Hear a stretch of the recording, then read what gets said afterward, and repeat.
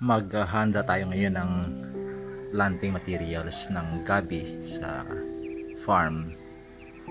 Ito ay mga ilang piraso lang naman, pero ito na yung pag-uumpisahan ng mga gabi at mga Singapore sa farm na pararamihin. Maglilinis tayo. Ang ginagawa is i-remove yung mga ugat na mga mahaba, tapos yung dahon, at pag malaki yung laman puputulin.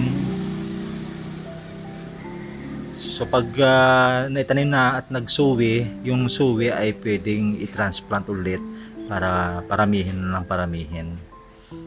So ito yung tumatagal na mga 4 months, pwede nang anihin.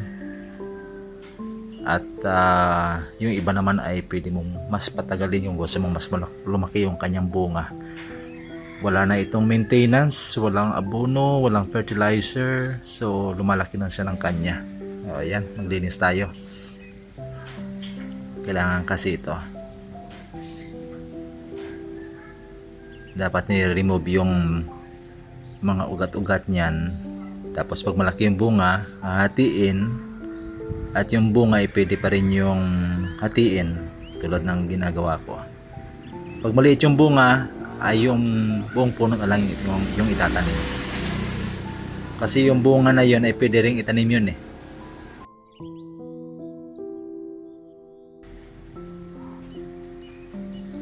Ayan, magandang klase actually ito, kasi parang kung sa Tagalog maligat yung kanyang laman, ibig sabihin masarap yung kanyang laman ito. Ayan, itong mga dahon na ito ay pwedeng gawing compost. So ito na nga, kino-compost ko siya ngayon. Natadtad muna, tapos papabulukin bago siya ilalagay doon sa mga flower pots. Masustansya rin ito. At least talaga is nagiging organic yung process ng iyong pagtatanim ng mga gulay dito sa backyard.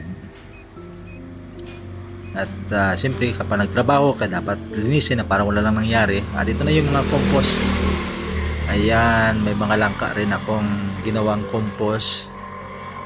Tapos saluwalo na yan ng langka sa gabi, kasi kanina meron akong gabing inihanda. Ganyan karami yung akin na i-prepare ngayon. So bukas itatanim ito. Okay, that's it. Bukas naman ulit.